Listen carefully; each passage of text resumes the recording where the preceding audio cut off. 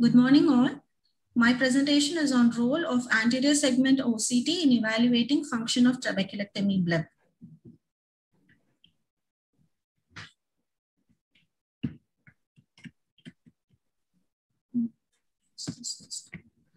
Glaucoma is the leading cause of irreversible blindness worldwide, for which trabeculectomy still remains the most commonly performed incisional surgery.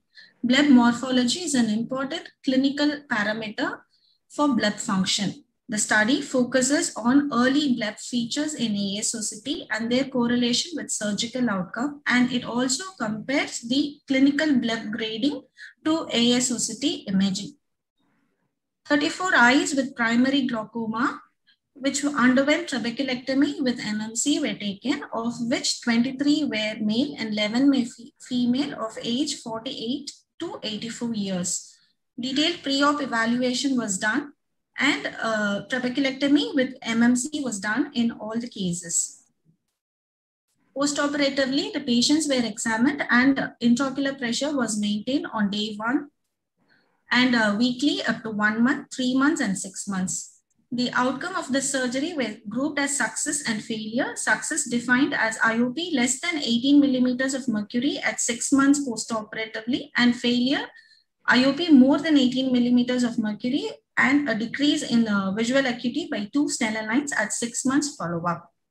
So we had 30 eyes which were successful and 4 eyes underwent failure. Bleb was clinically graded by using IBAG's grading scale, and also ASOCT images of bleb wall reflectivity was done at 1 month post-operatively.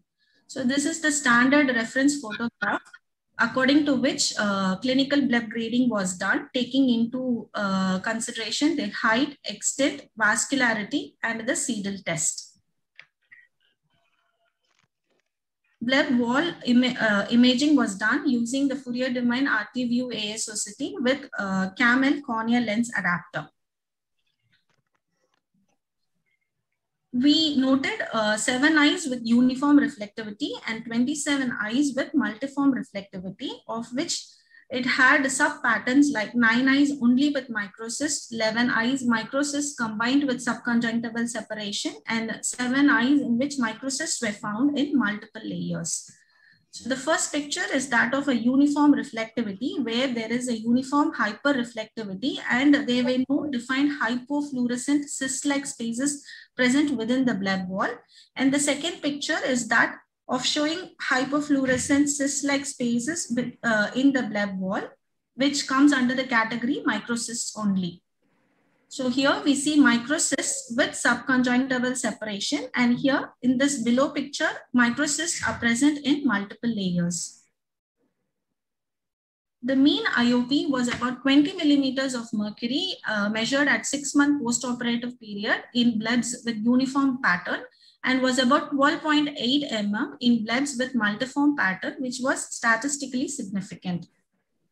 Among the subtypes of the multiform pattern, we found microcysts with multiple layers and microcysts with subconjunctival separation with an average IOP of about 12.3 to 12.7 millimeters of mercury at 6-month post-operative period, which was highly significant.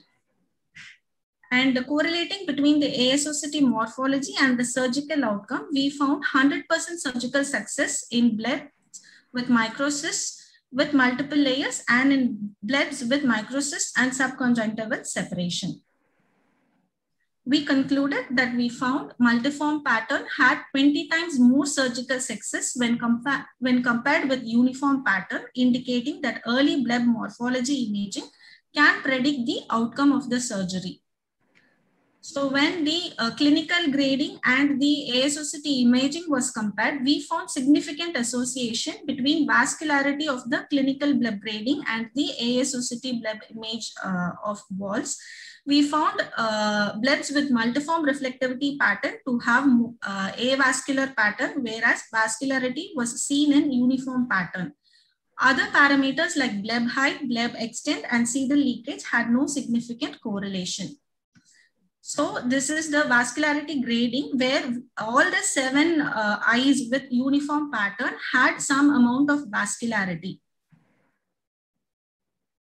In conclusion, blebs which were avascular by clinical grading, and blebs which had multiform reflectivity in ASOCT imaging had successful surgical outcome. So the take-home message is that early bleb wall reflectance by ASOCT were able to predict the outcome of the surgery, where multiform bleb were predictive of successful outcome, and uniform bleb wall had was predictive of towards failing bleb. So necessitating early and timely intervention like needling with 5-fluorouracil. Thank you. Thank you, Dr. Padmapriya. Thank you.